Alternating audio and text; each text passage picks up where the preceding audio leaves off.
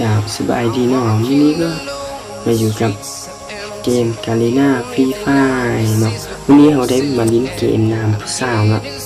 ผู้สาวนี้มันอยู่ใส่วะเนาะ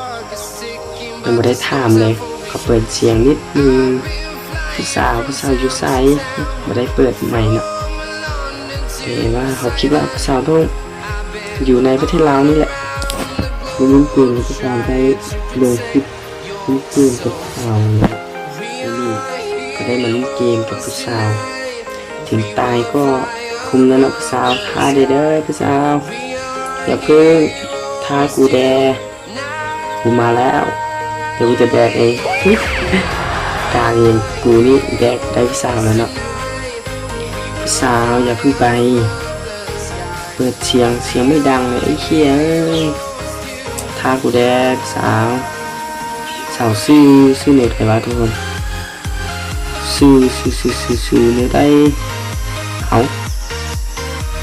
สาวหลอกกูว่ามีคนเนาะเด็กกูก็ไม่ซื้อดาวใส่เดียวเนาะดาวใส่เดียวซื้อดีแท้ผู้สาวเอ้ยถ้าได้ดูถ้าไอ้คนนี้แดงเดี๋ยวไอ้จะมาทุยเดี๋ยวไอ้จะไปหานะน้องสาวเฮ้ยมีคนน้องสาวมีคนสาวกูโดนแล้วไอ้เชี่ยเอ้ยเมฆกากเกินบ่มีจับเลยลิ้นยากแบบนี้เนี่ยขอไปเก็บของข้างบนเลยยาสวย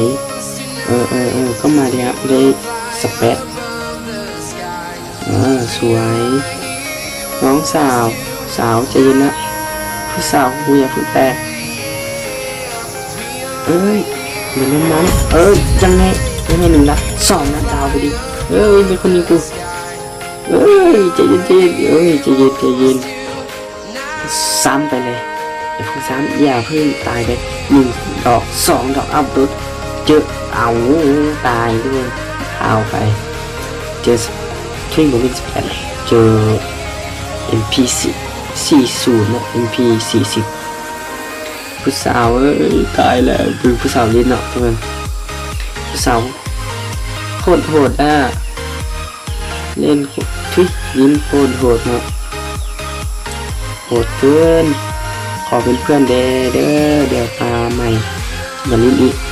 ว่าบ่มีตาใหม่แล้วเนาะอย่ายืนนิ่งดิอย่ายืนนิ่งดูหัวแตกโอเคยังไงผู้สาวโคตรโหดนะผู้สาวจะพาเราได้ที่1บ่เนาะไป